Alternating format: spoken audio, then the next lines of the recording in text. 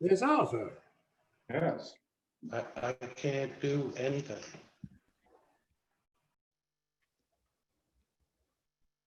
Okay, I don't see you on the attendee But you can't side. hear me properly. No, we can hear you. We can hear you now. Do you want me But to you just have a start- frozen screen. Frozen screen.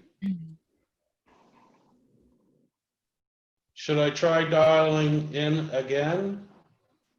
Yes, please. Or Can we, if you take your video off, can we hear you good then? Is that gonna help? it didn't help last time, I don't believe, but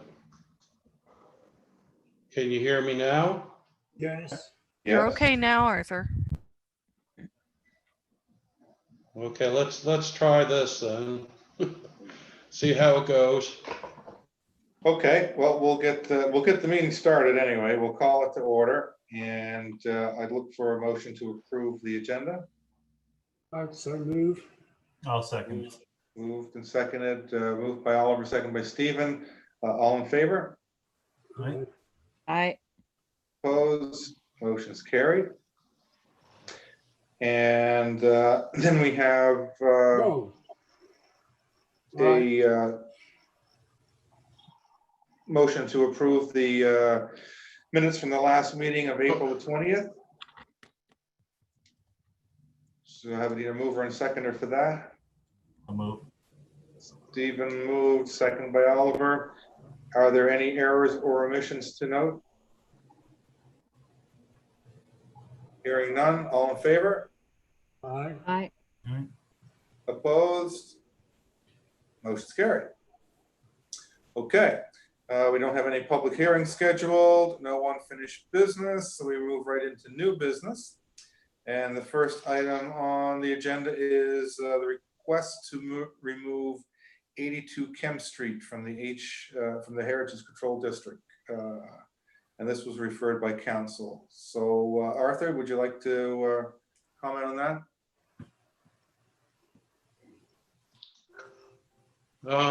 Yes, I would. You're still fading in and out, so I assume approve the agenda. Did we add item E and F to the agenda? No. No, we did not, Arthur. No. And you are still breaking up a wee bit. So are we able to do that or not? What are items E and F, Arthur? E is 11 Townsend Street, which is actually not on the agenda, but it's in your package. And 10 Falkland Street, I sent out to all the members this morning. It's about a deck on the rear of 10 Falkland Street. Mhm.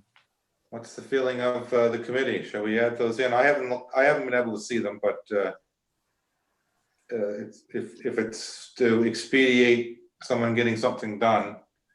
I saw the Parkland Street one. I didn't see the one for Townsend, but yes, I'm happy with amending the. Well, I think Oliver made the motion. For Yeah, I'm happy as the mover to say include both of those. Okay, fine as kind then. We'll include E and F then, Arthur, onto that. Now, before we get into any of this, is there any time sensitive things, Arthur, you'd like to address first, just in case, videos go down, anything strange like that?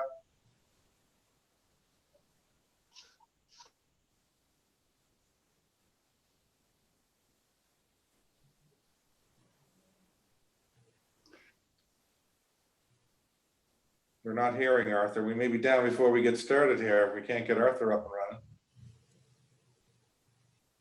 I'm going to call him again about dialing in. Stand by.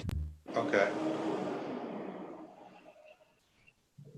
I get a lot of outside noise here through my window. Does that filter into you guys? Does that disturb you guys? I can put the window down if necessary. No, I was just wondering what that was. Well, if a truck or something goes by. Yeah.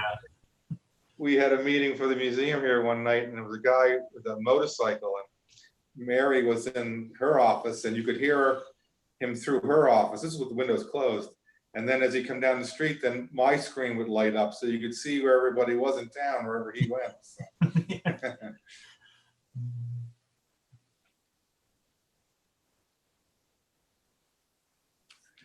We'll see if Heather can fish Arthur out of the weeds here.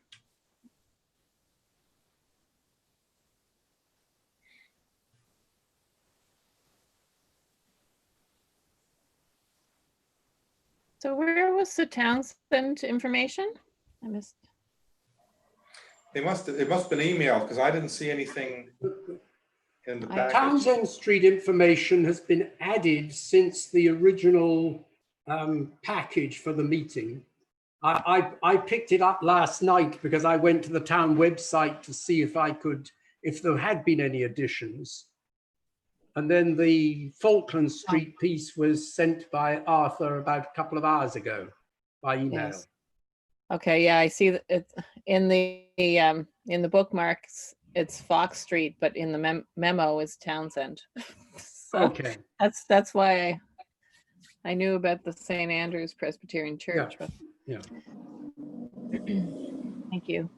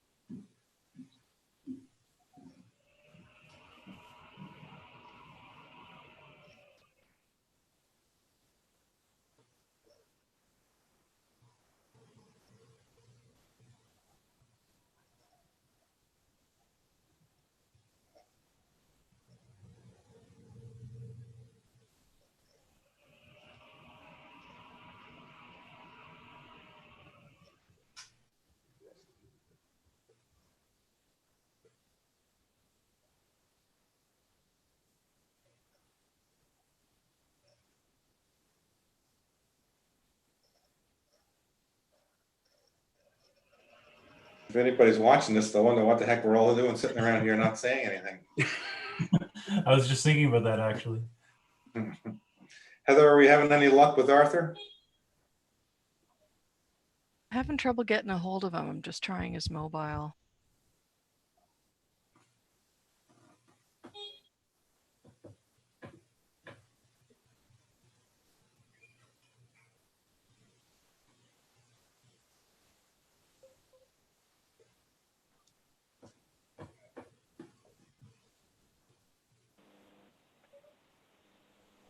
Hello, can you hear me now? A little too well. Turn your video off now, I think, Arthur. Yeah. I think it's my speaker. Oh, that's terrible. I don't think you can put your desk phone on speaker. We're getting a feedback loop. Okay, how's this? Oh, it's much better. That's good. Thank you. Sorry about all this, everybody. Okay, all right. Well, the last question posed, Arthur, was is there anything time sensitive here that you'd like to address first as opposed to in the ascending order? Well, I like to deal with items E and F and try to get those out of the way because they're like in the process of getting permits and finalize everything. And 10 Falkland Street would like to start their project by the beginning of September if they could. Okay, no problem. Then we'll cover off E and F. We'll start with E. Okay, just give me a sec so I can't move my phone. Just hold on a sec.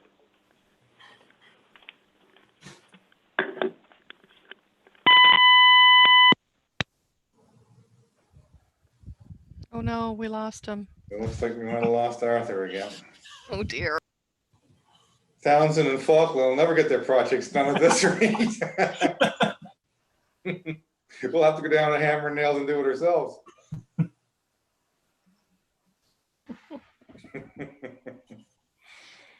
Who's going to wear the white hat? Yeah.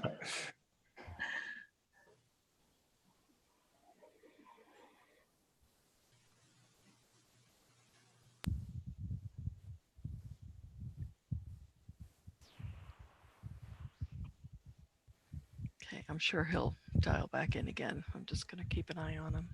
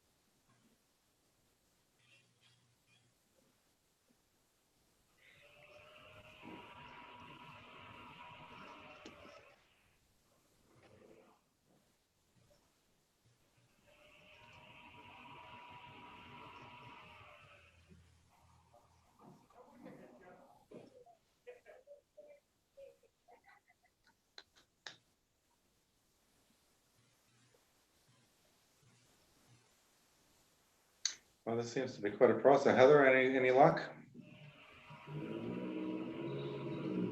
Not so far, still trying.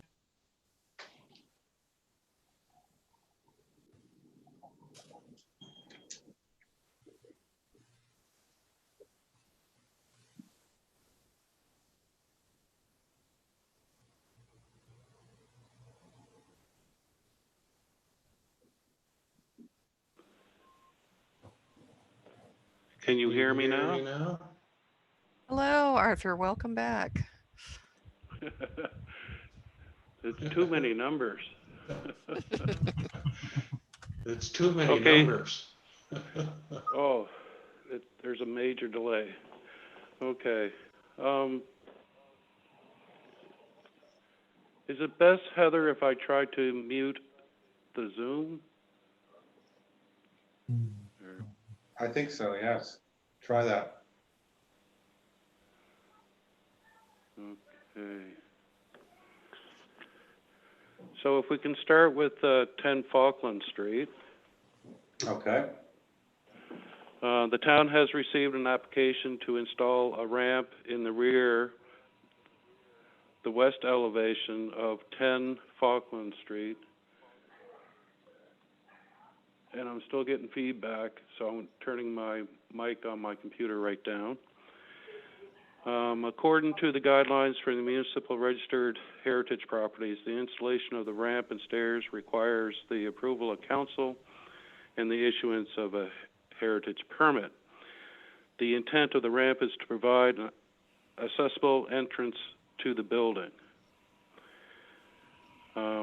Upon review of the building's heritage registration application and its statements of significance, which is attached as Appendix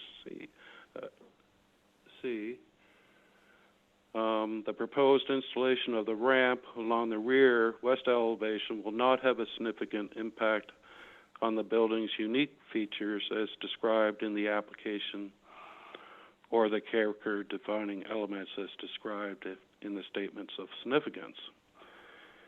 The municipality may grant the application either with or without conditions or may refuse it.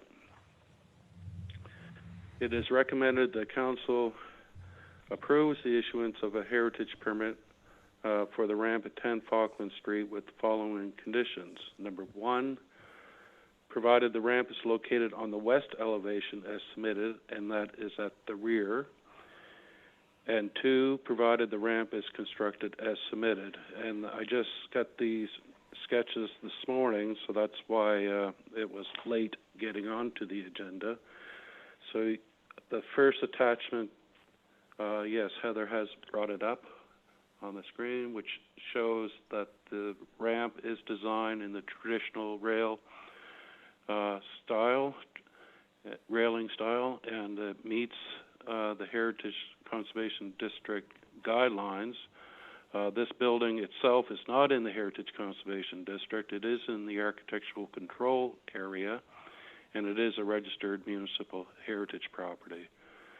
In keeping with the submitted sketch, I feel comfortable that it's going to meet the Heritage Conservation District guidelines, and I recommend that the HAC provides a positive recommendation to council for their consideration with regards to the installation of the ramp.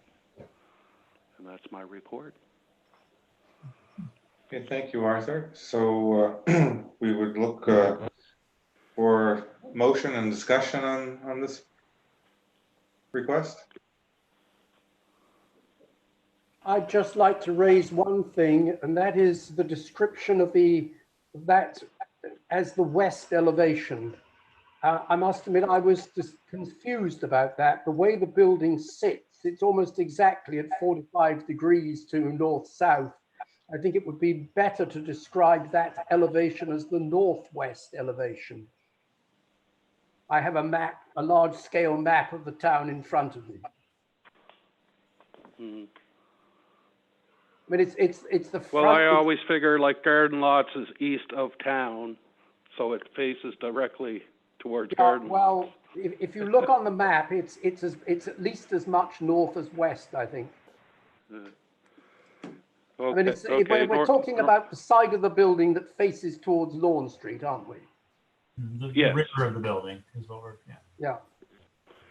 Yes, and if Heather could bring up that site plan again, the sketch, it does provide a site plan.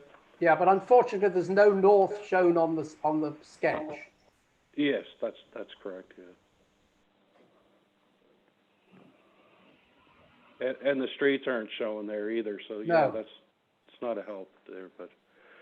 But the carriage house is on Lawrence Street behind the building. Yes. And callback is in front of the building.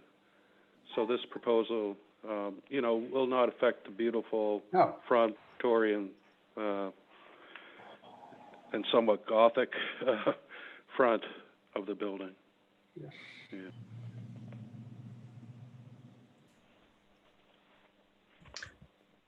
I'll move the I'll move this. I think it looks very good. It seems to work very well for what they're looking for. So I'll move this motion.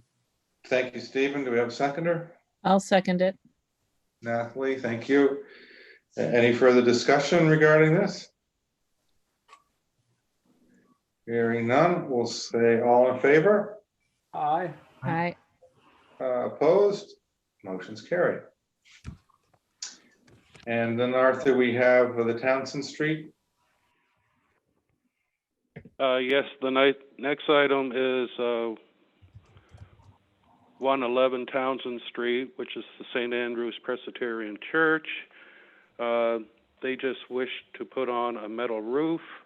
According to the town's substantial alteration guidelines, as is shown attached to the report, this would require council's approval and the issuance of a heritage permit. I have reviewed the statements of significance with regards to the Presbyterian Church and the roof itself, which is asphalt at the moment, is not defined as a character-defining element of the building. Therefore, I like to make a positive recommendation with regards to their application to provide a metal roof.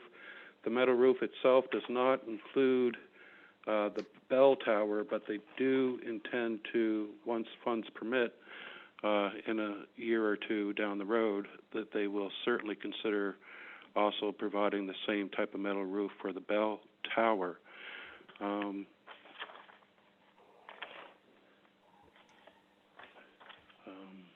So they are looking at the textured roof? The textured one, yes. Because the gauge that they have identified Okay.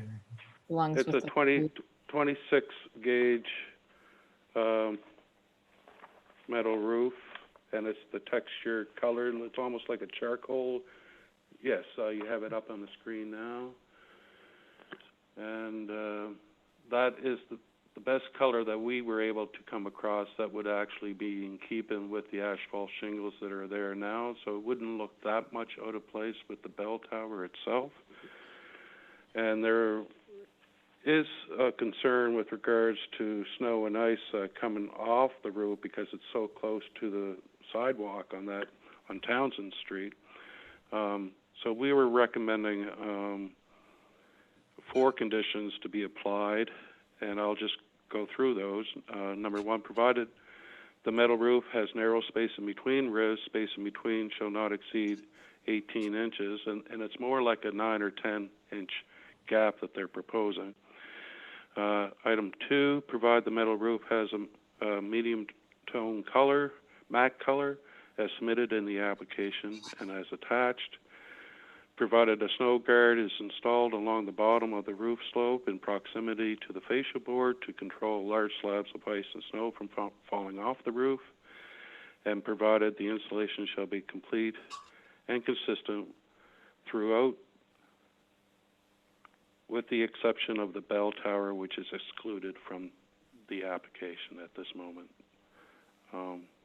So staff is in favor of a positive recommendation with regards to that application, and I just open it up for discussion. Arthur, I'm just a little, I'm curious that this is a replacement roof, right? And I mean, it just seems, that it has to go before council for approval.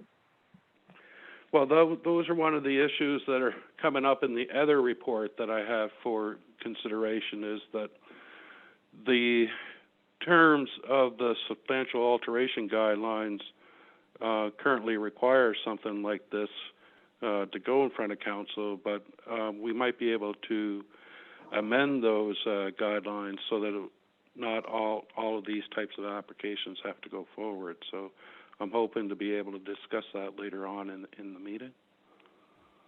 And I mean, it's other than the material, I mean, it's no real alterations, right? Well, it's materials, and so the look of the building will certainly be a lot different than what it is now with the asphalt. And I don't. But if I remember correctly, we are in the new bylaw revisions that we had, metal roofs were, deemed to be appropriate, right? Correct. So then I'm assuming this would not come before council if it would have been, if with the new bylaw? No, you would have to change those substantial alteration guidelines for municipal heritage properties. I'm able to issue a certificate of appropriateness because this building is also in the Heritage Conservation District, but because it's a municipal designated heritage property and the changing of the roof materials is deemed to be a substantial change, then it would require like a heritage permit and approval of council at the moment. But later on tonight, there's an item on the agenda to deal with which would be item C, consideration of revised substantial alteration guidelines, that we can talk about changing these so not so many of these applications have to go through the committee and through to council. Yeah, I as a member of council, I really, would rather not sit in the council chambers approving people, you know, refinishing their roofs, right? Right, right. I certainly understand that, yeah. Hopefully, we got more important things than that to do. Oh, okay, anyway, well, the matter at hand, so, you have a recommendation there, is anyone, would anyone like to, move that or amend it some other fashion? I'm in favour of the proposal. I think in the light of the mess that the Prime Minister and the Minister of Finance are in, I should declare that I'm somewhat related by marriage to the contractor, but not very closely. I can say that 2 of the 7 churches I look after have in recent years put metal roofs on in place of asphalt shingles. And I do think they actually work rather well on churches because of the nature of the metal roof coming in big sections of material. So I would think this will be an entirely appropriate way of dealing with St Andrews. While it will be a change, I don't think it's a change that will make a mess of things. So I'm in favour of the proposal. And really, this isn't the first church in Lunenburg even to have a metal roof. So St. John's has had a copper roof for years now. So yeah, I'm in favor as well. Yeah. Okay, so I assume, Oliver, you're moving the motion, and I'm Stephen, prepared to you would move the second it? motion, yes. Sounds good. Okay, excellent. So do we need any further discussion on this? Hearing none, all in favor? Aye. And opposed, and motion's carried. Okay, thank you, Arthur, for those 2. And now I guess we'll come back up and start at the top with A, under 5A. Okay, this is a pretty complicated report. I kind of broke it into 2 different sections, but we'll take our time and try to go through it.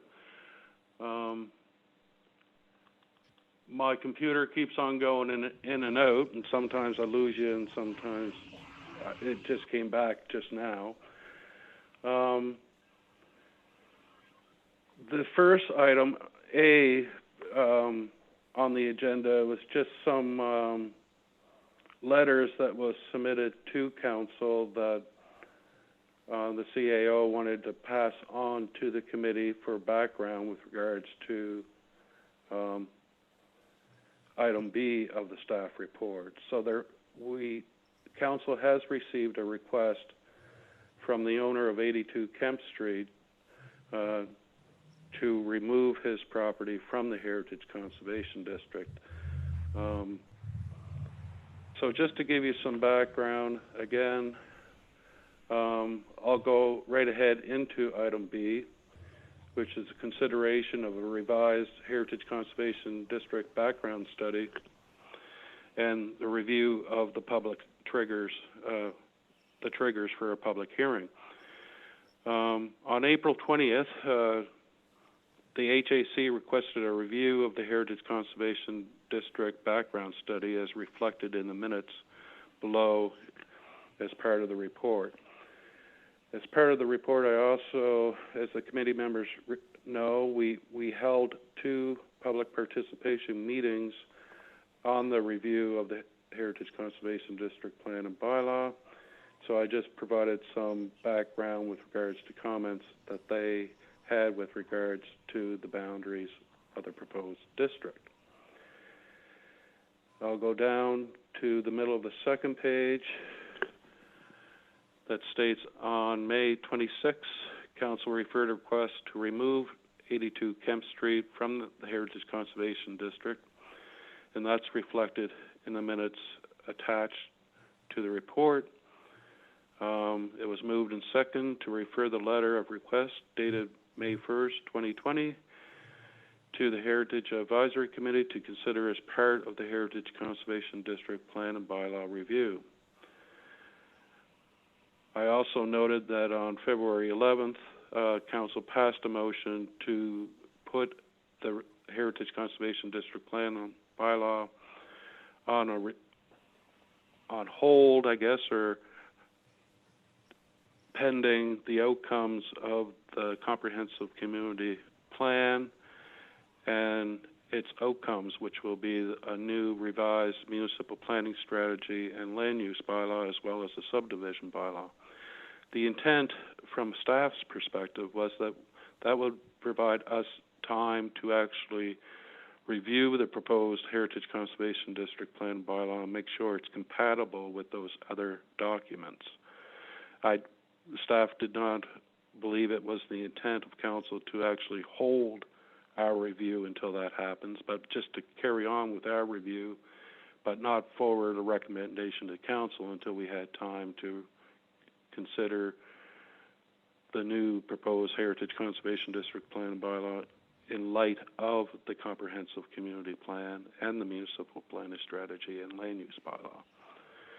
I could be corrected on that, but I'm going on that assumption.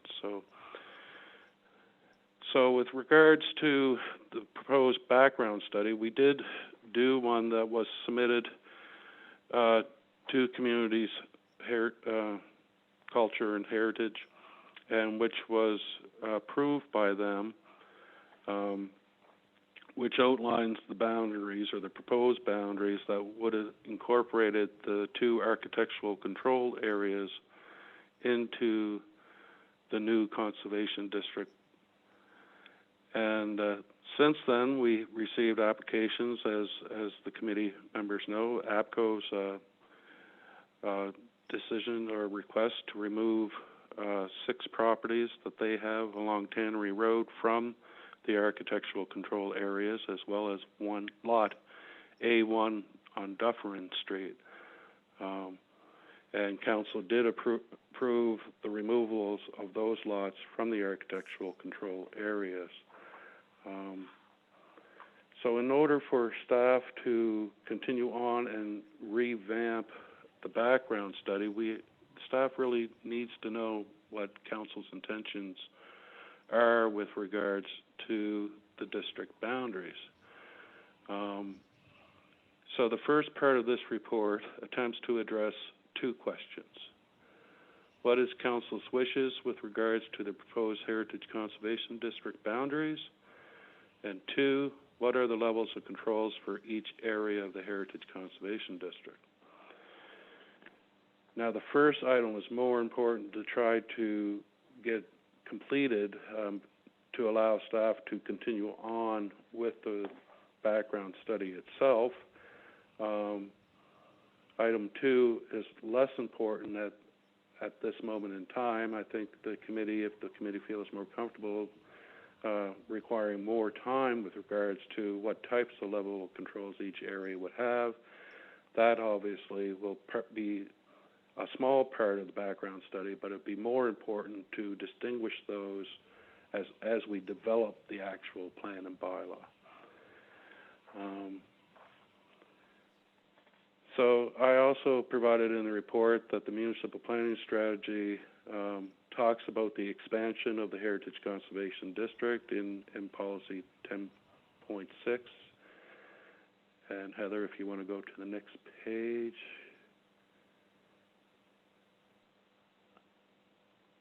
That would be great. Can you hear me? Yes.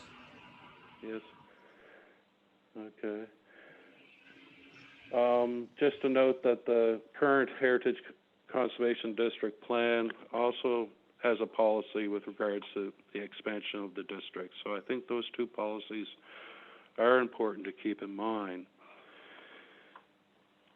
So with regards to question number 1, the district boundaries, it is a complicated issue, and what I tried to do was do a small little table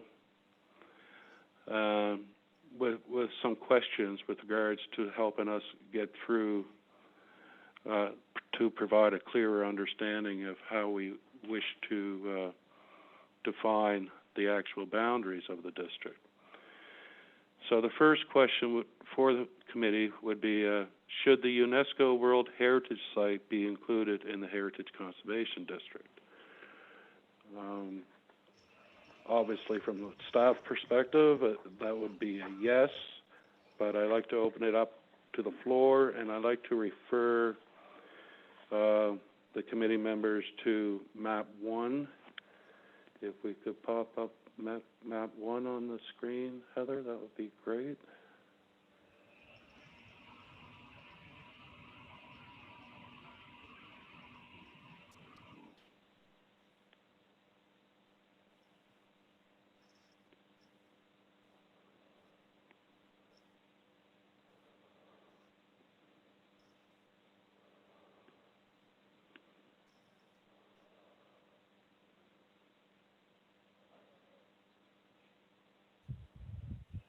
Oh dear, we appear to have lost Arthur again. Stand by.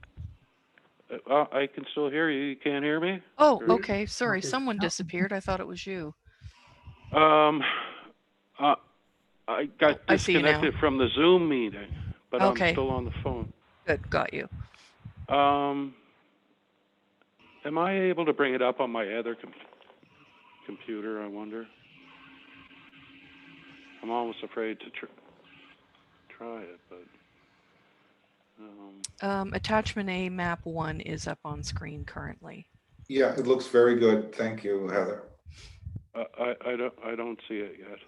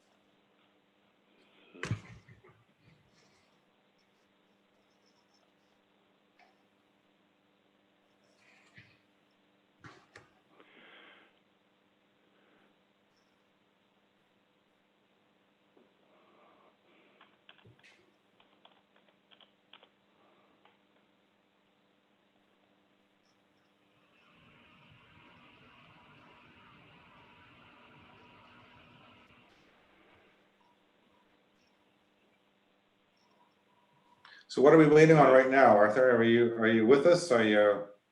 I'm trying to hook up my other computer so that I can follow along with you on the map, but it's at the join webinar phase, and I'm clicking it, and nothing's happening.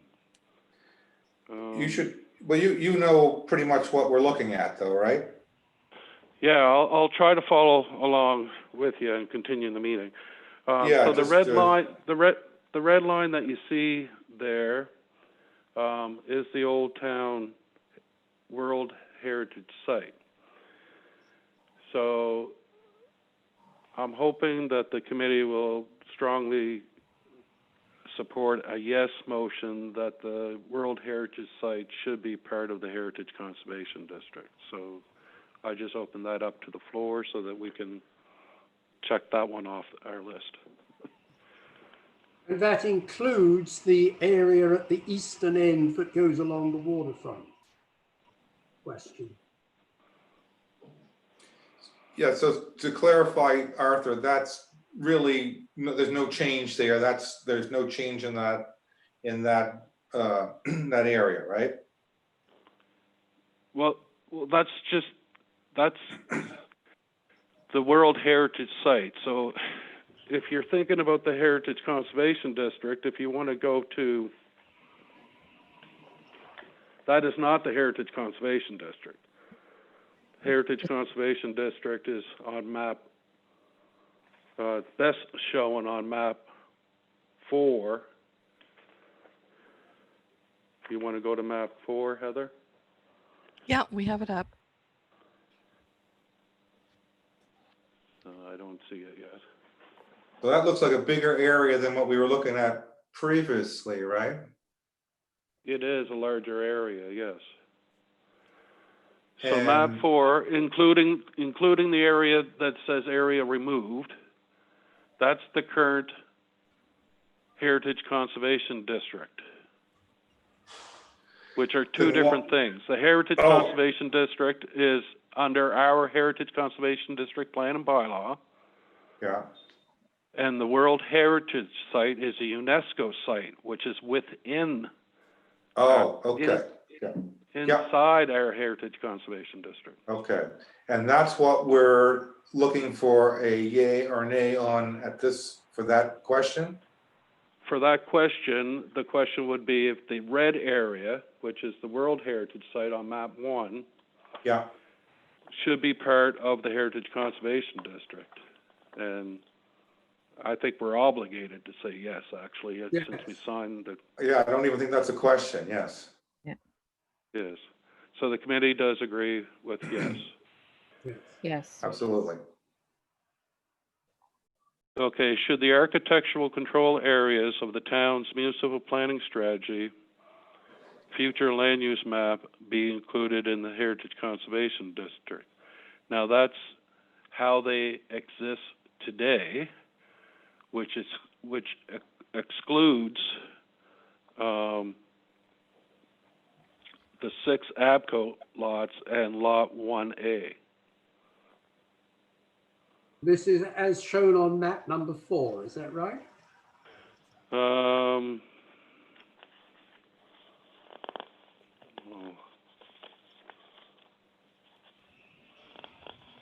Probably map 2.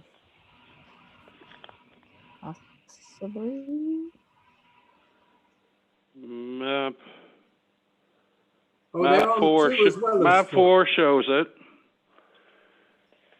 Yes, it's on Map 2 as 4 well, but It doesn't really show up well on map 2. So yes, No, map it's 4, clear if you on go to 4. map 4 shows those 2 areas. It shows the ABCO area being removed, right? The ABCO area being removed, as well as Lot A1 Dufferin Street has been removed. Okay, If you go up Dufferin Street, if you notice the bottom left-hand side of that, I guess it's area number 2, the area just left of the district, Old Town, going up Dufferin Street, it only includes that lot on the corner. If you remember, that lot was, at one time included that lot just to the west of it, or the northwest. And that lot, council approved its removal from the architectural control area. So it's not included on this map. no, just so I can just follow you along, Arthur. So this is, this includes the architectural control district, but is this the heritage, but the heritage district proper is like the main Old Town, right? The current Heritage Conservation District is shown on map 4. It includes that area that has that arrow going to it saying area removed. Yes, So it includes all that. So right now we have one area yeah. that Heather's is pretty circling it much. there right now, yeah.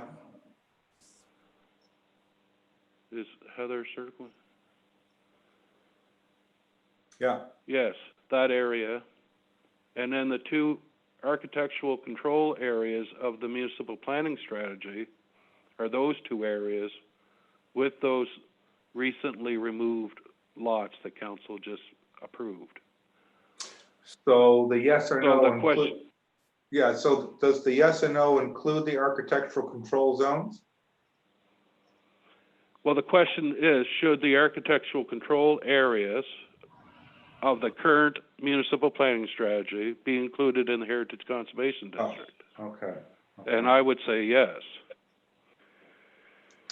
it seems to me That was we all So said yes. Arthur, yeah, before I'll, initiate my vote on it, so what is the purpose for, the architectural control zone? What is, what makes that different from the Heritage Control District? What's the logic between the two, or having the two? Well, that goes back into the history, I guess when the town first approved the Heritage Conservation District back in 2000, they could have incorporated the architectural controls areas into the district, but they didn't. But they kept a policy stating that down the road, if council wanted to expand the district, these would be the areas to incorporate within the Heritage Conservation District.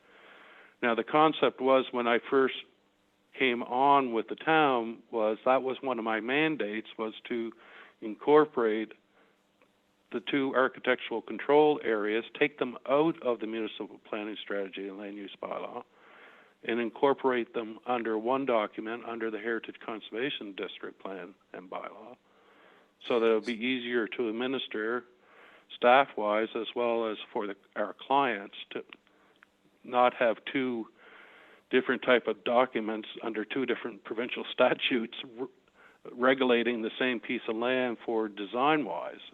It was always it was the intent to incorporate them all under the Heritage Property Act, with the Heritage Conservation District plan and bylaw. Well, I guess that's why my original question was like, what was the logic then? Why didn't they include it at the time? Why is it something different?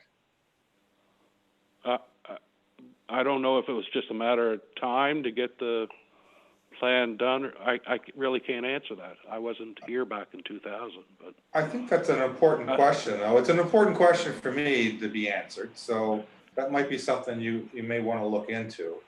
And the reason I question that is again, like, again, it's getting chopped up already. Like with the Abco property, potentially taking a chunk out of that, and the more you expand, the more potential you have for having exceptions, right? Like that main town area, to me, that's not even a question. That would be a yes. But then when you include the other two sections, then that's when the debate starts.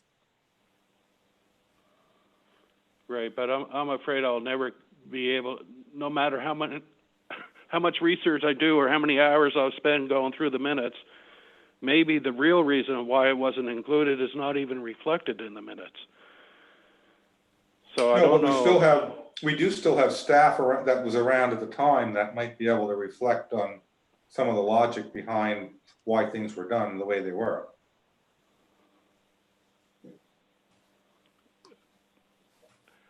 I think if we asked Bill Plastic, he would say that at the time the World Heritage Site came in 1995. Provincial legislation that enabled us to do heritage conservation districts just came in roughly around the same time.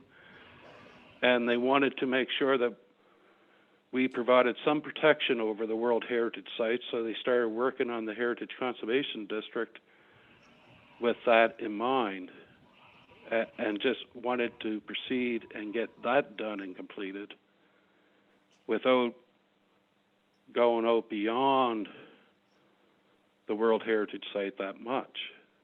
Obviously, we provided a buffer area. We took in the Academy or the west side of Callback Street, and certain buildings along Creighton Street, which were built around 1940s, 1950s.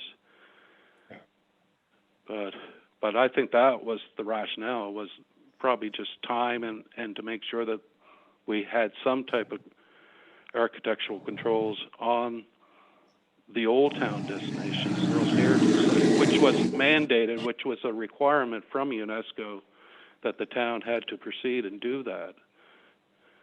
Right? So they probably wanted to do it as quickly as possible.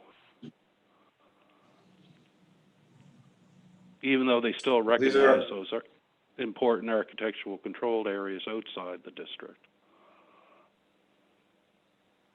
Yeah, no, I just think it's important to have that background, moving forward, to be able to explain, to we need to be able to explain that to the public, right? We have to show the rationale why these particular areas are, I mean, some people might say, the whole town should be heritage, right? At some point in time, Newtown will be heritage in enough, given enough years, right? Well, the background study that Bill did as part of the Conservation District Plan and Bylaw provides the rationale for those districts, and I could send the link to everyone. And I guess again, I just come at this from a council perspective. I mean, it's it's the way and how you adapt to development and future growth, and how you protect heritage and your built heritage, right?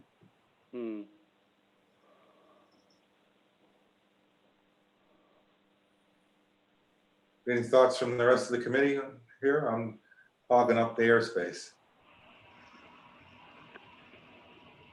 Well, it seems to me in our previous discussion, we were quite content as a group of the whole that the two sections of the architectural control district as they exist at the moment should become part of the heritage district, that there was no great logical reason for continuing to make that distinction. And that's what we were hoping would be incorporated, I think, in the new heritage bylaw. Is that not right? That is correct. And instead of the development officer regulating one aspect of the architectural control and the heritage officer regulating, the architectural controls of the other district, it was felt that it would be best to administer all those architectural controls under one department, one body, one bylaw, instead of just being, fragmented under two different statutes, two personnel. It just seemed to clean it up. It would be much more efficient. And my recollection is that there are a lot of similarities between the bylaws and the Heritage Conservation District almost had a bit more flexibility with respect to the styles of the homes than the architectural control. That's true in some aspects. Yeah. Like, I can just give you an example where the architectural control area said that any developments had to be reasonably consistent with other pre-1940 buildings within 300 feet of the building on the same street. It could be, like, as we found out with APCO, it was really hard to find any pre-existing pre-1940 buildings. And then if there was one, it was more of a dwelling type and not an industrial type. So that causes problems.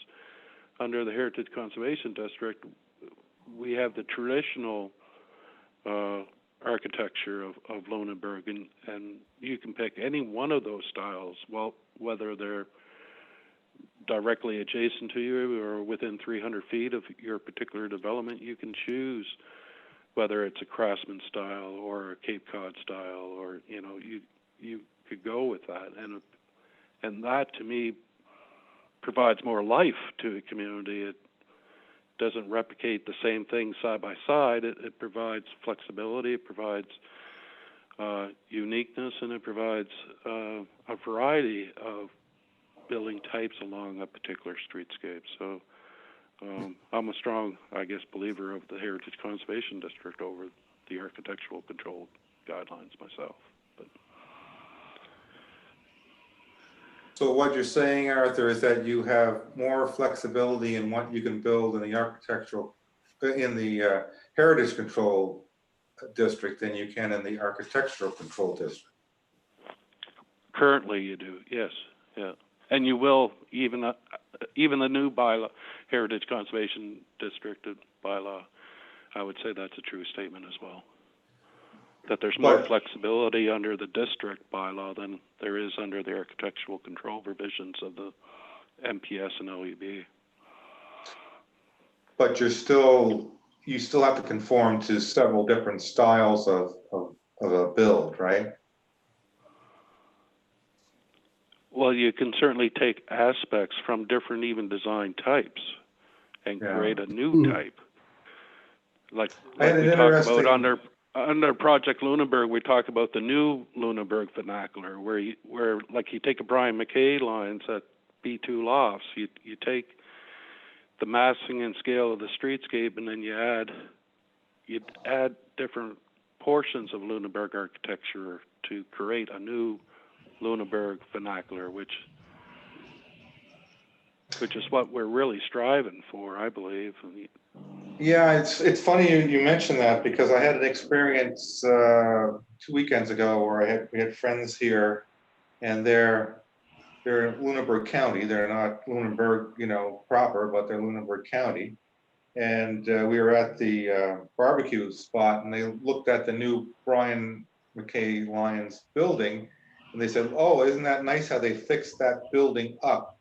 They weren't even aware that it was a new building. And then after I explained to them it was a new building, then they asked, "Well, is the building beside that old or is it new?"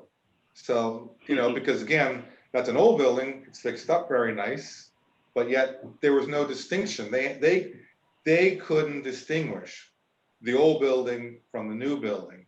And the more I learn about heritage, that seems to be a shame, right?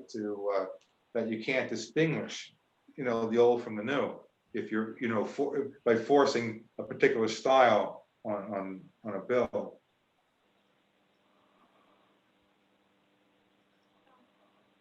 Mm.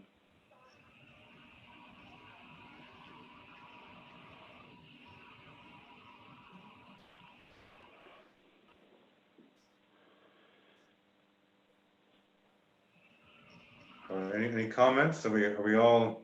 Well, I was just thinking the interesting thing about that is that Brian McKay Lyons, who I've known well for many years because we're neighbors at our cottage, he in principles feels you ought to be able to distinguish the new from the old. So it's rather interesting that somebody should feel in his building that you no longer can really. But I think if one's known that building, one can know which bits are new. But I would agree, the whole thing fits well.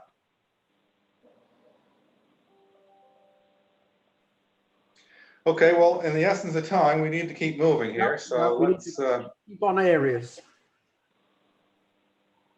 so we have in the area that we're looking at here, so everything circled in blue, we're looking at the yes or the no vote, right?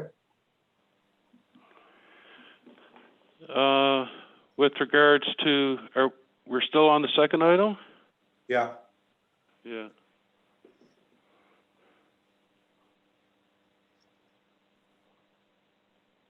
so that everything circled in blue in that map that we're showing there now is what we're voting on, correct? So that that includes the architectural control district of Dufferin Street and Tannery Road. There's two sections Which that is are marked on map number 4. Is that right? That's correct. Yeah. The two separate smaller parts that are on map 4. Yeah. I'm afraid the rest of you have to remember that I'm colorblind, so I can't cope with any of this stuff on colors. But if I know which map I'm looking at, I know which area I'm talking about. Okay. Okay, so I guess we'll look for, so what's our feeling for this? Yes, no here. Well, I would say yes, because yes, that's what we've been assuming for months. Stephen? Yep. Nathalie? Yes. Okay, so we got consensus on a yes there. Okay, let's do the next one, Arthur. Okay, just give me a second.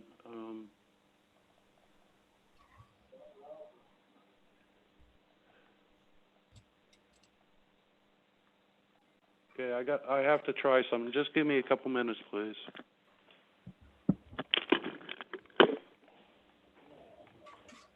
I'm going to impose the 2-hour limit that we have on our council meetings here today too.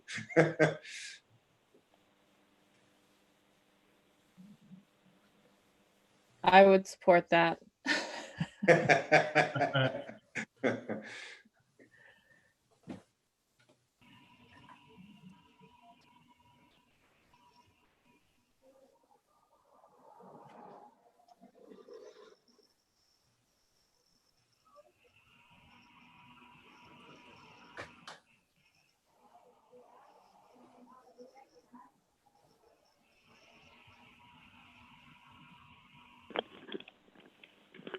Okay, I'll try to carry on without seeing you guys at all. Should Linden Avenue and Lower Water Street be included in the Heritage Conservation District? This was recommended by a couple people during the public participation meetings that we had. And I included letters from John Paraket and others to provide you background on that as well. But so those are areas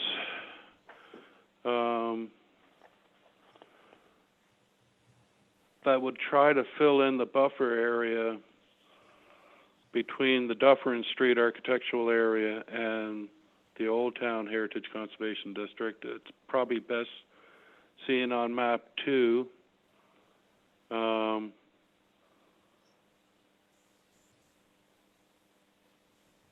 So I was wondering how the committee felt about that area.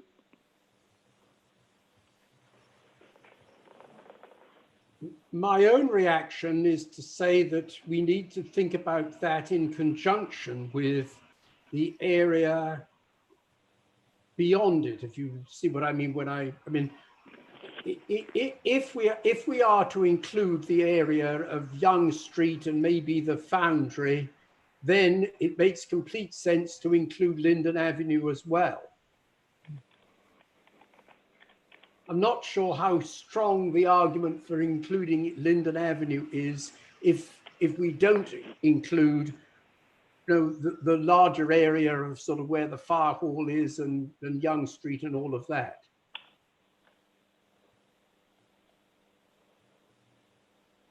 And if we're trying to, what I'm saying is if we're trying to bring together, we've got 3 areas at the moment which are detached from one another. If we go with the suggestion that we should bring those areas together and therefore include the land that falls between them, then certainly that includes Linden Avenue, and Linden Avenue should be part of the district.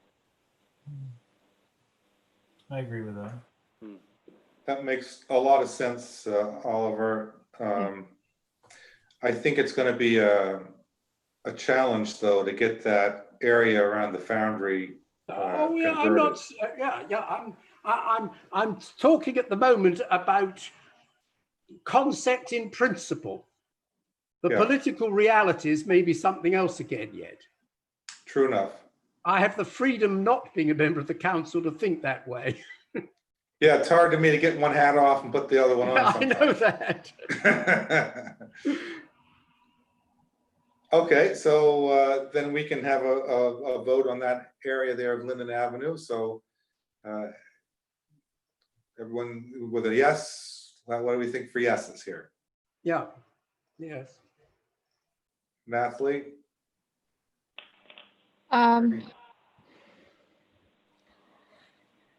Yes. Yeah, I guess I'm kind of with all of, yeah. I think it should be more than just those 2 streets, Yeah. because there are other architecture, like heritage valuable homes, like above Falklands and all in that area, that I guess maybe that's included in the, I'm not sure which one that would be. Maybe that's in the west of the World Heritage Site. I'm not entirely sure there. So I'll say a yes. But Okay, okay, good. Well, we have a consensus, a yes then on that. And the next one, Arthur? Okay. The next one kind of follows what Oliver was talking about, was should the waterfront lands of Lunenburg Foundry be included in the Heritage Conservation District? And this is where I added control levels too, because I think if we do include those lands, I think they should have a different level of control than say the Old Town Heritage Conservation District. So Yes. if we can think of the control levels, number one as those that apply to Old Town, and then two as being controls, like a lesser type of controls for, say, Area 2, which is the brown area on map 2. Yeah. Which could include actually Linden Street or Lower Street as well, because I have a 1 or 2 under their chart as well, if you can see that. I think it would be difficult to have different, I guess this is kind of an aside with the controls. If you have industrial and residential under the same kind of control umbrella, of course, I guess we do in the current heritage control district, we do kind of have an industrial option and a residential option, don't we, Arthur?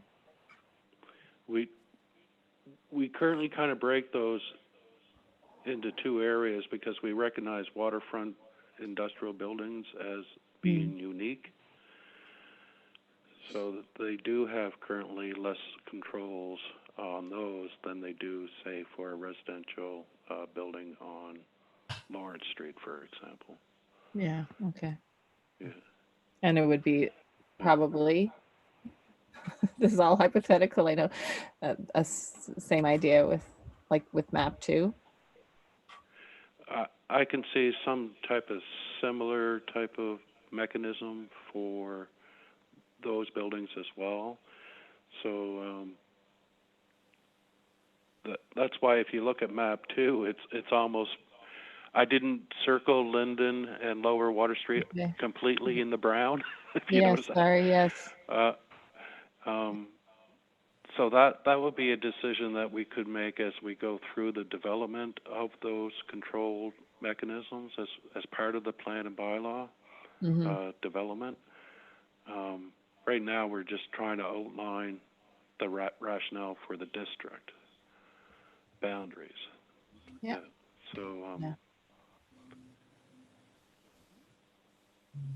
So it needs to be tweaked later on for sure, because there's, like, I can give you an example on if a certificate of appropriateness was required for a demolition in, say, the Brown area, that could hold up development 3 to 6 months, where most of the town would say, like, why? Because we would encourage some of those buildings to be demolished and something else better put in its place, both aesthetically as well as functionally for waterfront uses along the harbor. So that's something that I don't see should be a hindrance to development in Area 2. We should be able to make those rules flexible enough to get good development in a timely fashion without hindering their abilities time-wise as well as financially to undertake their development in a timely fashion. So those are the things that we'd be looking at to make sure those mechanisms are balanced correctly between the financial implications of industrial work along the waterfront and our need for compatibility and design in keeping with the neighborhood. But so that's the fine line that we're trying to create a balance for. And sometimes it's very difficult to do, but I think we're getting there with the current district plan and bylaw, and I think we can develop something for that area outlined in brown. Yeah. If we wish to incorporate those, then I would strongly recommend that we have a separate level of controls for those areas.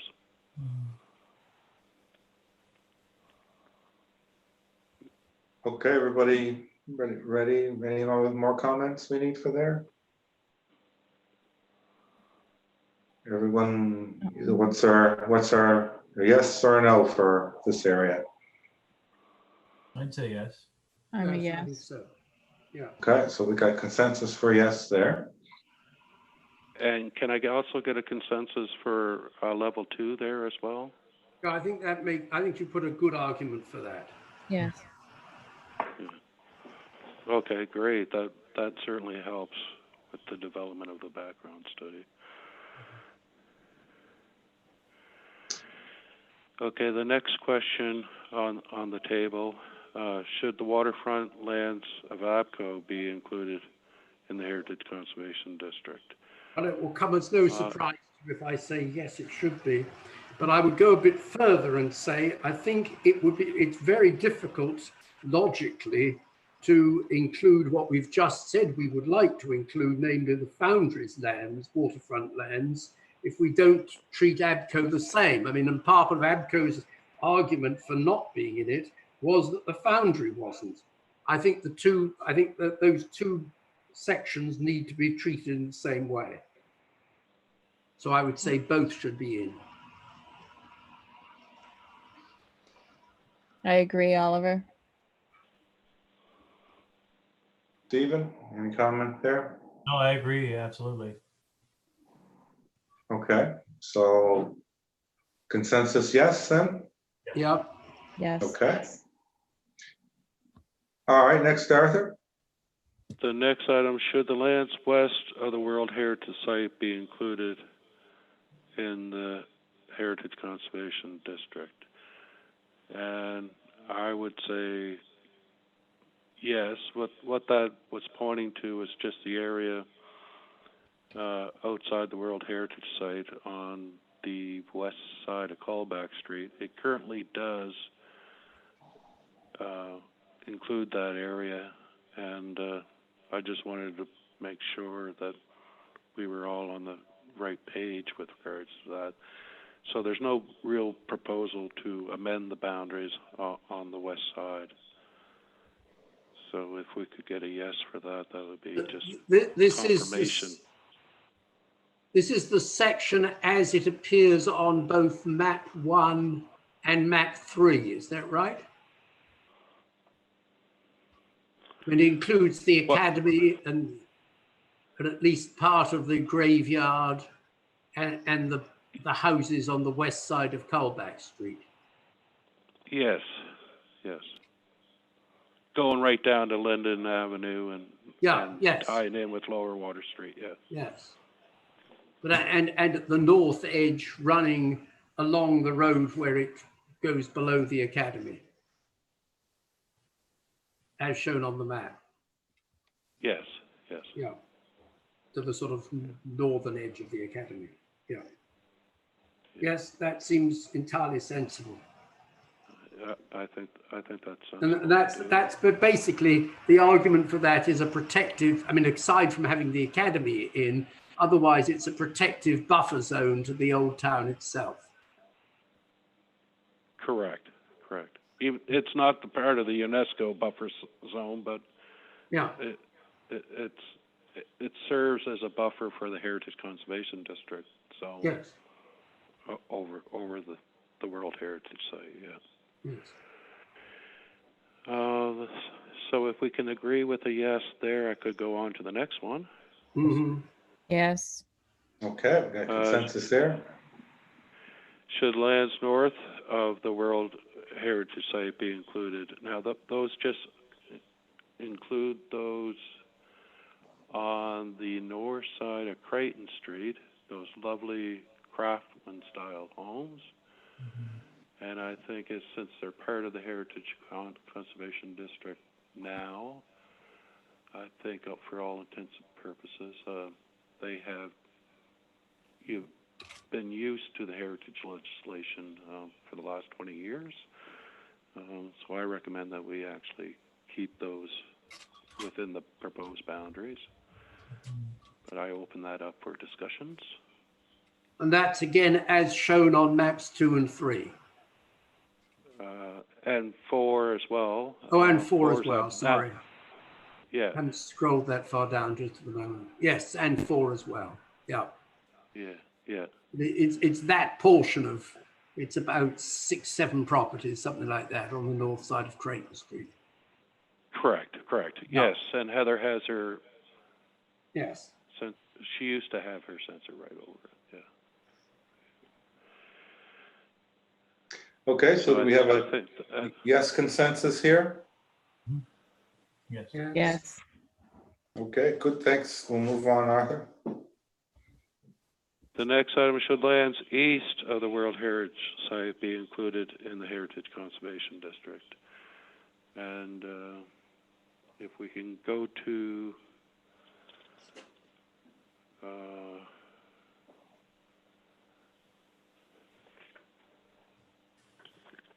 kind of map 4 shows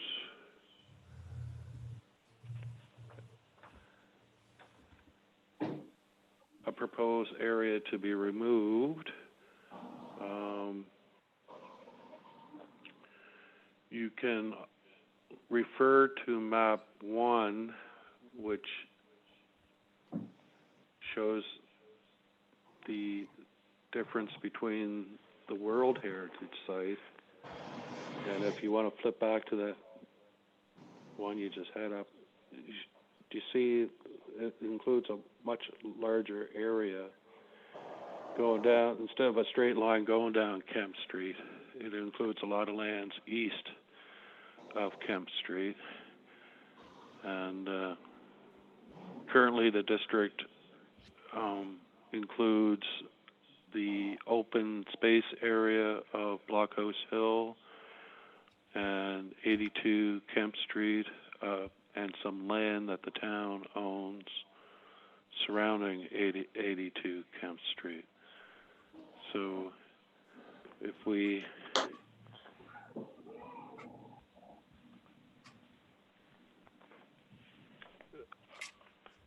wish to consider where the boundary should be along there, that would be a big help in working out on the new background study.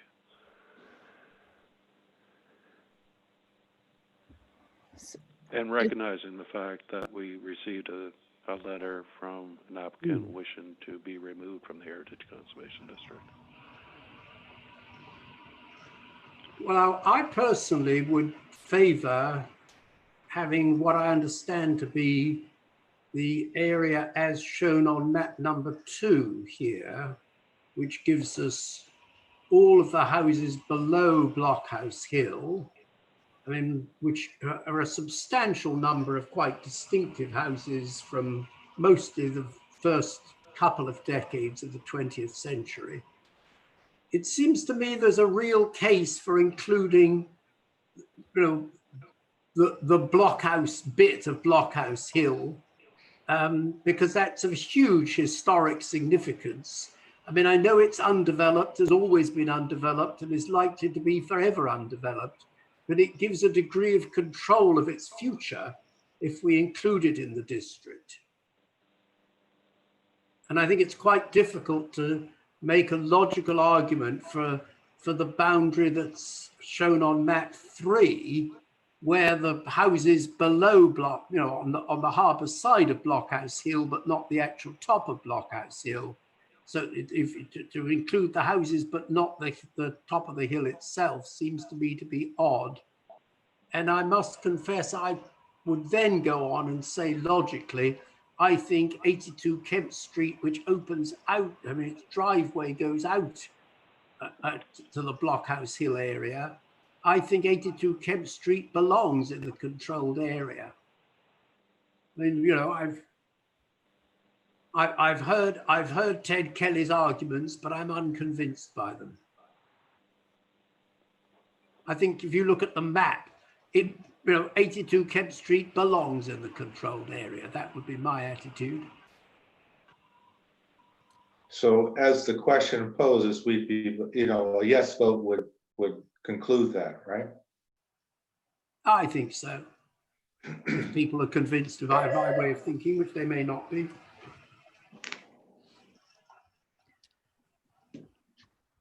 Any other comments from the floor? I definitely think that the Blockhouse Hill area should be kept in the Heritage Control District because there is heritage of significance to it. I'm willing to have further discussions about 82, but I'm not entirely sold either way. So I guess I'm not sold on the argument of removing it, but I'm not totally opposed to it. So if But I we are can going- just- We are going to be discussing that later, are we not? No. Oh, We- we're not. We're trying to put I'm the whole getting a thing within the feeling- context of this, as I Oh, understand it. okay. All right.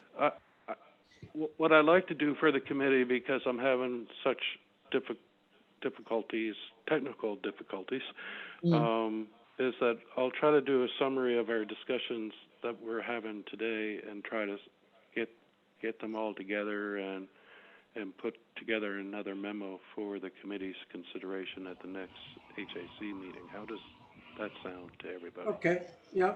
That sounds good. Just so I understand the comments that were just made with regards to Blockhouse Hill. If you see the map going up, and I don't know the name of the side street. So there's the Blockhouse Hill Drive or street. The current boundary doesn't actually include the Blockhouse building per se. So are you referring to the block, when you say Blockhouse Hill lands, do you include just that area that's currently part of the Heritage Conservation District, which is? Yes. I mean by that, where we believe the block, I mean, I'm talking about the area of the earthworks where we believe the Earthworks, original blockhouse right. was in the center. It's all made confusing by the fact that the Board of Trade has built another building which is a replica of the blockhouse, but it's not On in the the other area side. of the earthworks. It's outside. Right, okay, gotcha. Yeah, no, I'm not trying to include the Board of Trade replica blockhouse. Right.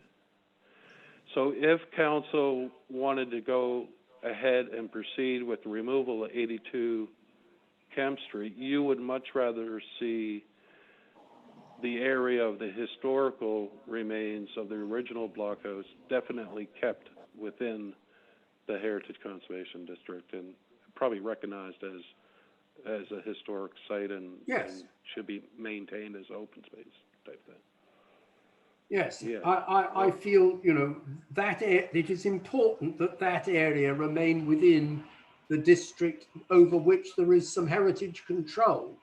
I mean, and Yes, while yes, it's very good intensely point. unlikely that ever that would seek to be developed, I still think it should be under the controls. Okay. So in light of council not getting it right, would we want to put that in a recommendation as opposed to just being a yes or no as it stands? And then, because what Oliver says makes a lot of sense.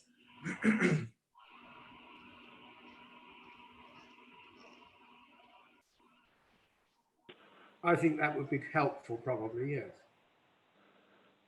Does Steve and Nathalie, how do you feel about those? I think so, yeah. Yeah. I mean, just council doesn't seem to, when those requests are put in front of them, really are they denied, right? So this gives us a little more opportunity to massage what they do, right?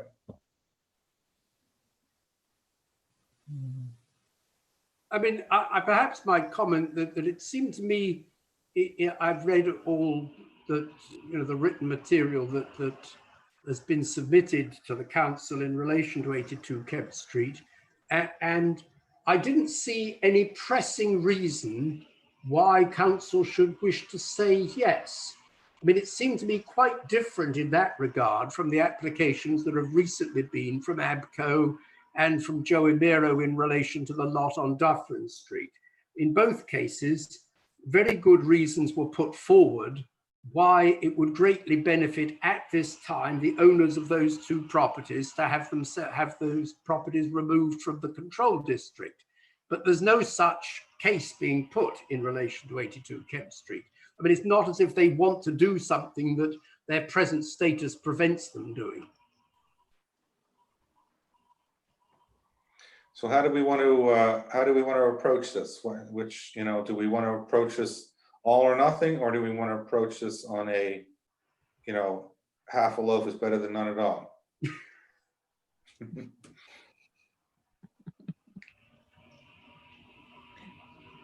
It's, you guys, I'm looking for your feedback here. It's up to you. I don't know. I said from the beginning with the previous ones, I'm very reluctant to set precedents. And I think by continuing to chip away at the proposed districts, that we'll be setting precedents. And before we know it, we'll have many properties removed. Yeah.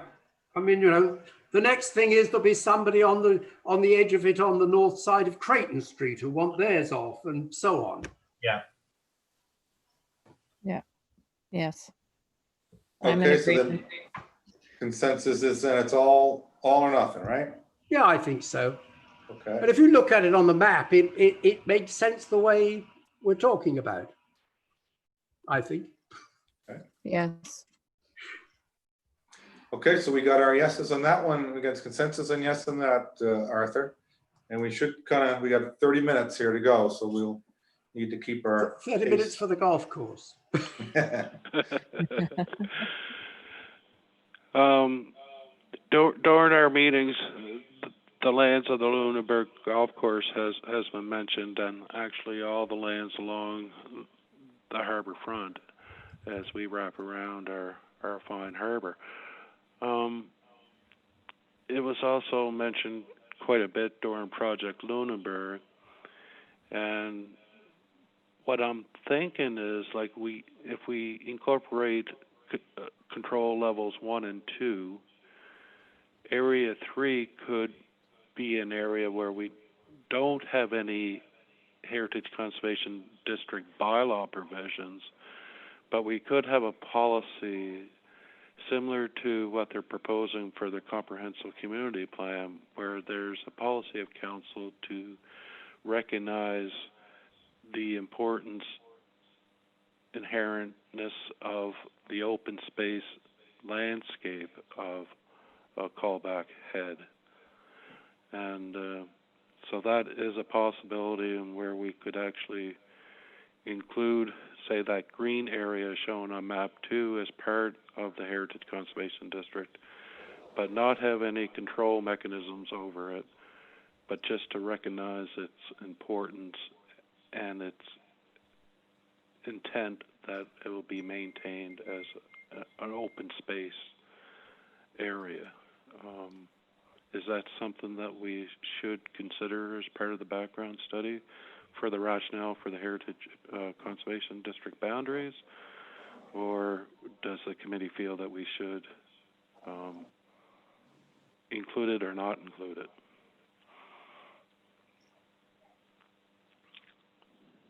Isn't this more of a overall land use bylaw thing though, Arthur, and as opposed to a heritage bylaw? I think there'll be certainly a policy probably within the comprehensive community plan as well as the municipal planning strategy. It'll be almost like if you think of a 3-tier cake, it will be just providing another similar rationale through another mechanism, like a Heritage Conservation District plan. I don't think it would be that necessary or beneficial. So I think we could actually leave it out and allow the comprehensive community plan through its municipal planning strategy deal with the intent of council's intent to maintain that area as an open landscaped area. Yeah. So I'm fine either way. Yeah. Sometimes if things change, then you might have to amend 3 different documents. It's always easier just to amend, say, the municipal planning strategy if it's in the strategy and not under the Heritage Conservation District plan. Then sometimes that makes it easier and clearer to be understood by council members as well as the general public when it's only dealt with under one document. So I'm leaning towards leaving it out for now, but I just wanted to get the committee's feedback on that. Yeah, because it's kind of my understanding that no one wants anything built there, period. But we But I don't know think- what's going to happen 40 years from now. No, but I guess that's what I said, the land use bylaw should be able to deal with that, right? Yes, or the municipal planning strategy. Yeah, Yeah. Yes. I mean, I think we would all recognise that if that ceased to be an open space area, that would have a profound effect on the whole sort of nature of the town and the harbour. Yeah. And actually, if it were built over, it makes very little difference whether the buildings conformed to the heritage bylaw or they didn't. I mean, the mere fact that they were buildings at all is what would be the big change. The other thing I would say is that when we Good had point. hearings in the fall, there were people who said, if we're having Tannery Road in the controlled area, what about the golf course? But I mean, I don't think it needs to be in the heritage bylaw, but I would certainly agree that somewhere we need to have a way of protecting it as this continued open space. And I think the best avenue for that is probably through the municipal planning strategy. I'm fine with that. Yeah. so, Stephen, your thoughts? Yeah, I tend to agree with Oliver. It's a tricky one. I'm a little torn, but yeah, I think I agree with what Oliver's saying, or what Arthur's saying. Yeah, I think Oliver and I are pretty much saying the same Oh yeah, thing. sure. we True. both want it protected. It's just a matter of which of the municipal instruments is the best way of doing it. Yeah. Right. Natalie, you were, yeah, how do we ensure that it is covered in the other legislation? I'm all for simplifying municipal legislation, but should a statement be made somewhere? I really don't know. So It's currently part of the draft of the comprehensive community plan. We haven't seen a draft yet of the municipal planning strategy, but I would hope that the policies of the CCP would be carried through to the municipal planning strategy. okay. And I certainly anticipate that happening. Yeah. I also think sometimes that get us in trouble is the public's perception of what the intent of the heritage, bylaws are supposed to achieve. And when we start mixing the two together, that's when we get into a quagmire, right? Yes, Yeah. yes. So if our bylaw should do the job that's intended to do, it can't be a catch-all for everything else. And I think people read our bylaws as a way to stop things from changing or stop things from being changed, where that's not really not the intent of our bylaw. Our bylaw should be the intent to preserve our heritage, our built heritage, right? Yeah. Okay, so then Okay. I guess consensus is a no on that. Is that confirm that? That's Correct. No, great provided it's a feedback, yes yeah. with something else.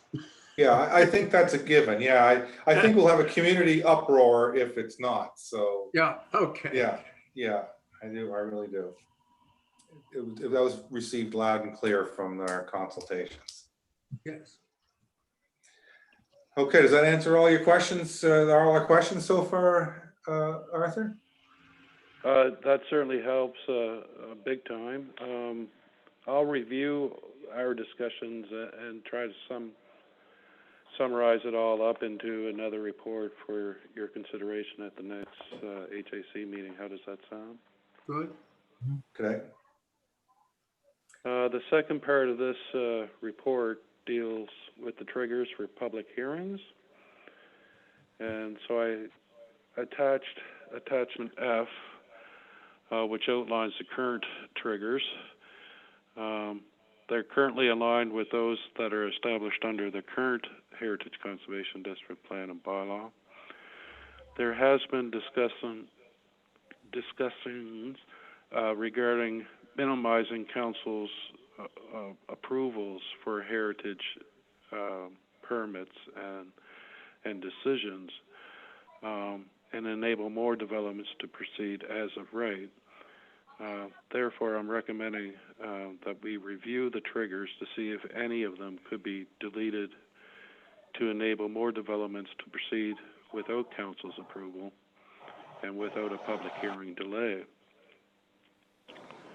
It should be pointed out that complete demolitions or removals within the Heritage Conservation District are required by provincial statute to have a public hearing prior to council's approval if the plan and bylaw requires them to have a certificate of appropriateness. So some items still have to go through to council for their approval if it's required by the statute, like from the Heritage Property Act or its regulations. One example, which I just talked about when we talked about the foundry lands, was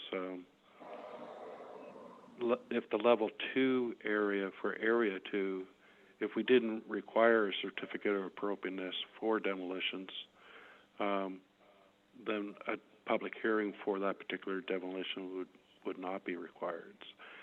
So I'm getting feedback from the committee that if we do proceed with those areas, that a level 2 concept, a level 2 control area may be appropriate. But we'll talk about that more at the next meeting.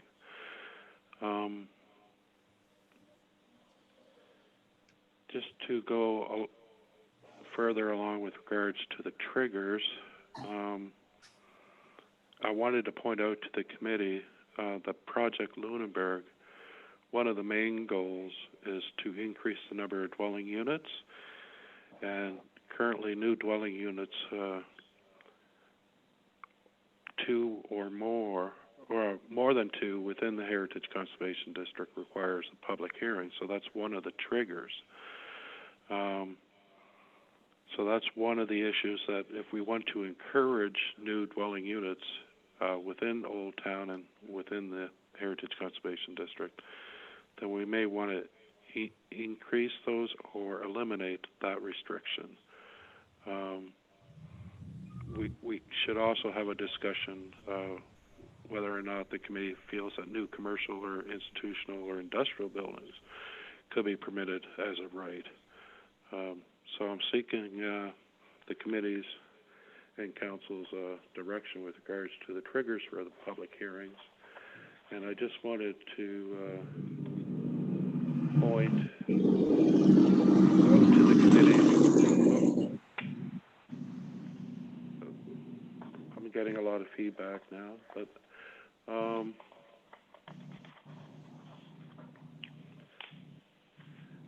if Heather could go down, she's already back to attachment F. So these are the ones that we currently have in our draft bylaw. So we require public hearings for demolitions or removals of more than 10% of the total floor area of any main buildings. Same thing with regards to the 4 accessory buildings that we decided to regulate under the Heritage Conservation District Plan and Bylaw. Now, Heather, if you want to go down further, yes, thank you. Any new buildings containing more than 2 dwelling units, that's the issue that may hinder development of more than 2 dwelling units, which we need more dwelling units in town. We need more affordable housing and the like, so that may impact that. Additions greater than 25% of the building's existing footprint currently was not permitted at all, and they didn't have any provisions or even council to even review those and to approve them if they so deem appropriate. So what I thought we could actually, instead of refusing those, actually put it in as part of the triggers for public hearings, so that's why that provision is there. And then item 5 talks about new commercial buildings, new industrial buildings, and new institutional buildings, including public buildings. So maybe we can actually relax those somewhat through the bylaw. So what I did was I drafted a proposal for the committees to discuss. And so if we deal with demolitions and removal, I have increased that instead of 10% of the total usable floor area, it's up to 25%. So that's an option.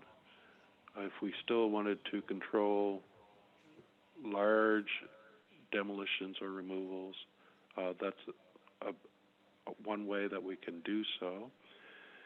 And Heather, if you want to go down further on that, you can see that item 3, with regards to dwelling units, I propose that we just delete dwelling units as long as those new dwelling units are in keeping with the design guidelines and the provisions of the Heritage Property Plan and Bylaw. Then they should be able to go ahead at the staff level and proceed as a normal certificate of appropriateness, as well as a development permit and a building permit, and then off you go.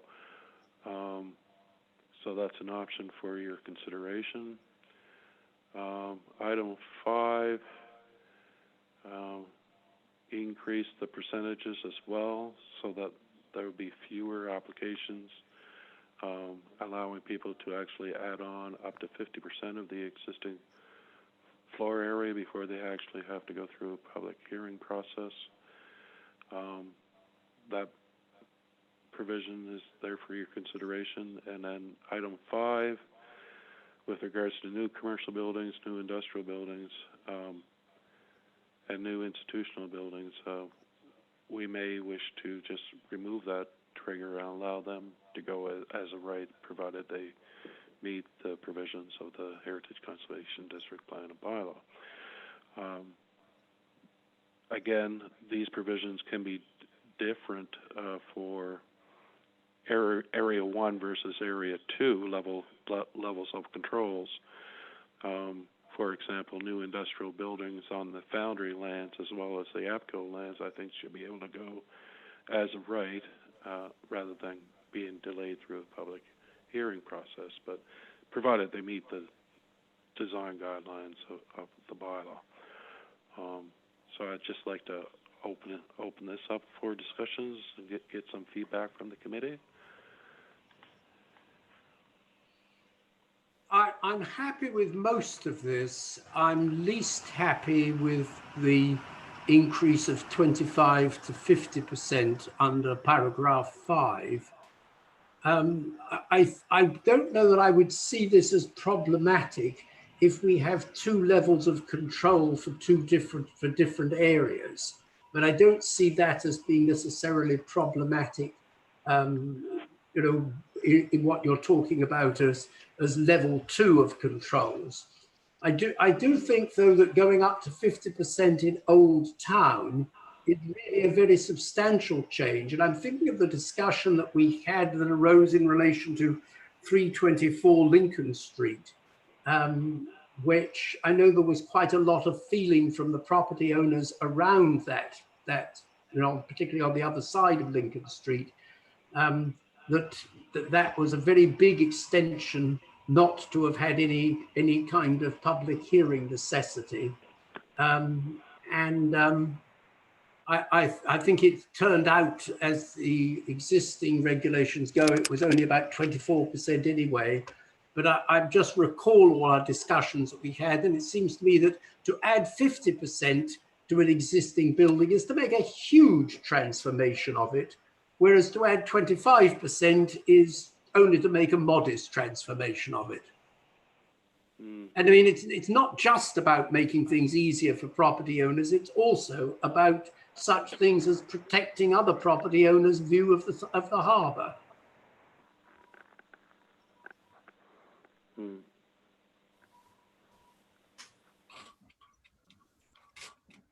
I don't know if others agree or think I'm being wild here.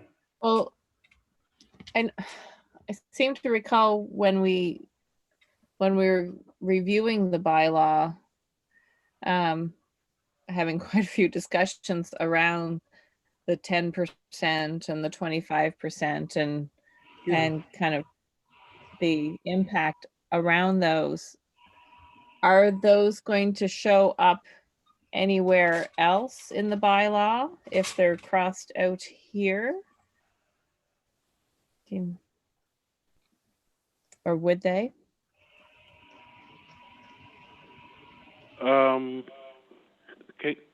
Can you reword your question? Okay. Are you wondering about like item 3 and 5 that are totally crossed off, if they're going to be provided in another document? No, there won't be. No, I think I'm okay with 3 and 5. I am concerned with 1, 2, and 4. I agree with Oliver about the 50%, but I'm just kind of wondering if going back to like the numbers that we can see in attachment F, we have the demolition of 10%. And I'm just kind of wondering if that 10% will show up anywhere else for a tree, like, are they able to demolish without much hassle with the proposal, like with attachment G, I'm sorry, of the 25%?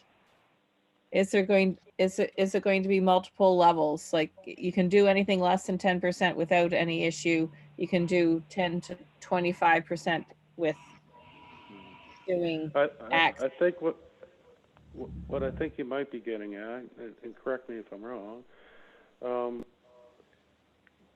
in attachment F, with the 10 and the 25% in item 4, let's assume that they stay as they are for control area 1. And then control area 2 could have item 1 changed to 25% and maybe item 5 changed from 25% to 50%. Or maybe they're permitted as a right in level 2. That would be an option. I think it's really important to try to provide protection for our existing building stock, because they are a significant architectural feature of the district. And so level 1 should be quite similar to what we see in attachment F, I think. Okay. With those percentages. And attachment G could be, say, for the level 2, just as an example. So if we can somewhat agree with that, I can rewrite a report for the next HAC meeting. I'm more interested in how the committee also feels about, I guess Oliver didn't have an issue with removal of item 3. No, I'm fine with paragraphs 3 and 5 being taken out. Even for, say, level 1, like the Old Town Heritage Conservation District area. As long as they meet the provisions of the design guidelines, it should be fine for them, Yes. I think. Yeah, I think that Okay, good. makes a big difference to me. If Yeah. you can have Yes. a big Victorian house and it can easily have more than two units in it. I guess then parking becomes an issue, but that's someone else's. That falls under someone else's bylaw. Yeah. One issue I have come across with, and just to let the committee members know, when we use percentages like the 10 and the 20, like, let's talk about the 25% rule. You can build a brand new house of 400 square feet, of 4,000 square feet, and still block that important view of your neighbor. Or you have an existing house that's only 1,000 square feet, and you want to add on one more 1,000 square foot addition to make a 2,000 square foot house. It's still only half the size of the other one, but they also have to go through a public hearing process. So I only have one thing to comment on views from people's homes. Nowhere in my deed does it say I have the right to a view. I have the right to my property to enjoy it in peaceful harmony with my neighbors. But nowhere does it mean that my neighbor hasn't got the right to do something because it blocks my view. That makes no sense to me at all. And when you hinder me for doing something on my property because you don't see your view, I got a little issue with that. Because if I all of a sudden, decide that, if I'm a young family and you want to extend your family and build a piece on to accommodate that family, and your neighbor's PO'd at you because you blocked the view, well, too bad, too sad. I think it's more important to have that child than it is to block someone else's view. That's how, and I feel very firmly on that. Yeah, Oliver mentioned the concept of the view. I don't think the provision was actually there for the view or the protection of anybody's view. I think the provision of the 25% addition was there to make sure that the buildings were kept in the same scale and massing of similar buildings along the streetscape. If you catch my drift, I think that makes sense, and that makes sense when you're preserving your built heritage. That makes all kinds of sense. But I would still argue, in relation to historic buildings, that you are likely to be making a much bigger difference if you're putting 50% on than if you're putting 25% on. Yes, I would no still question. say that as far as level 1 in Old Town is concerned, 25 was the right number. I mean, I completely take your mathematical point about adding, how much you add to 1,000 square foot building, but it is a matter of proportion. I mean, that how much proportionately you add is the degree to which you transform the original building, really. Well, as I mentioned before, you take something like Hurdle's Block or Callback Block, and 50% of that is pretty huge. Yeah. Oh, yeah. Most lots in Old Town wouldn't allow you to expand more than 25% anyway, probably. Well, Callback Block could, because there's nothing behind it. True. Yes, and there are people who own a double lot where the building is only on one of the two original lots? Yeah, I do, for example. Yes. And they could consolidate those lots and then build on, yeah. Well, That What's certainly the helps me consensus? and.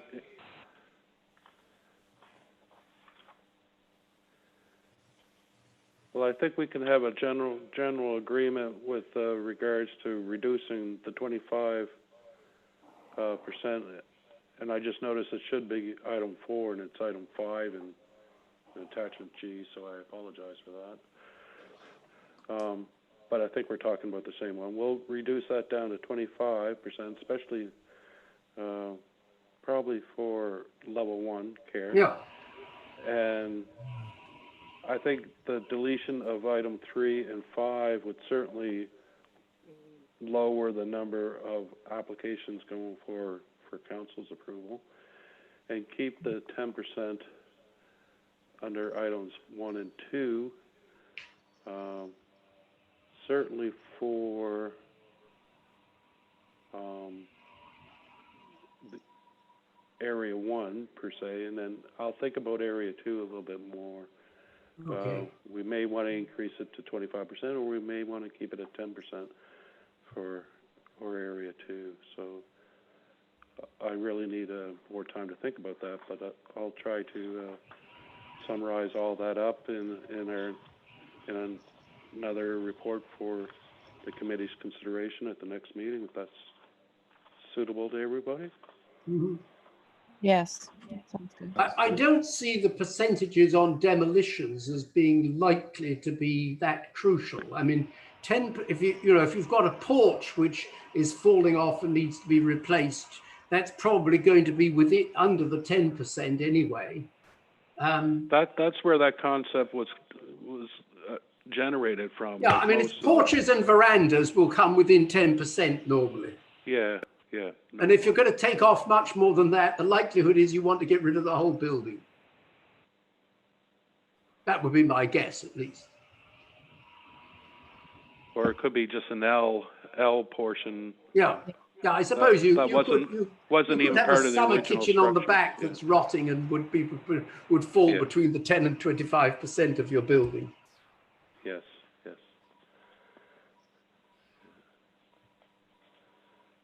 Okay. okay, Arthur, well, we're up on our 2-hour limit, so Yep. can we I think conclude we our meeting? accomplished Is quite a there- bit. Sounds good, so Yes, I would, sorry, go ahead. Oh, I was just saying, I think we accomplished quite a bit. You gave me a lot to go forward with, and I really appreciate the feedback of the committee. And I think we can wrap things up. And with regards to the next item on the agenda, I'll just pass that on to the our next meeting, if that's okay with everyone. It's not Sounds an good. urgent matter. Yeah, no, that's wonderful. So I guess I look for a motion to adjourn. Could I just mention one thing, and that we'll meet presumably on a date in September. I do not expect to be available at 2 o'clock in September. I would be available at 5:15. I would question whether we want to meet in September, Arthur. What do you, is there anything Whenever it pending? is, I'm just saying that, Yeah, once we're into the fall, I probably will not be available at 2 on a Monday, but I will be available at 5:15.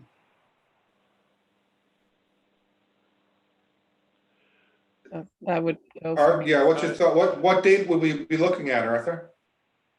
I was just trying to look that up. It's scheduled Give me- currently for Monday, September 21st. So 2 months from today. All right, so why don't we, It is scheduled for Monday? Monday, September 21st? 21st. Yeah. okay.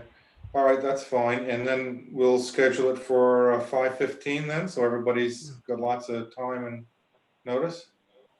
Does that make sense? That's fine with me, yes. Okay.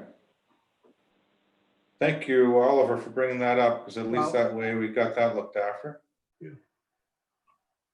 Well, thank you very much. sorry about the technical issues, so try to No, work on it's that. okay. So it doesn't happen again. All right, so all we need is a motion to adjourn and we can I will, go. having said that, I'll happily move that we adjourn. Okay, do we have a seconder? I'll Oh, second. Nathalie got Go us, ahead, got in. Nathalie got in there that time. Good for her. All right, all in favor? Aye. Great. Thank you very much, everyone. Thank you. Thank you. One point, Peter, if you're still there. Yep. So coming out of the minutes, we'll just have the two motions going to council. That's with regards to 111 Townsend and 10 Falkland, and that's it? Yes, that should be, yeah, I think that's That all we should need be to do. sufficient. Yeah, I Yes, think so. okay, great. All right, Okay. A1. Thank you very much. Okay, see you later. Okay, bye. Great. Bye-bye. Bye.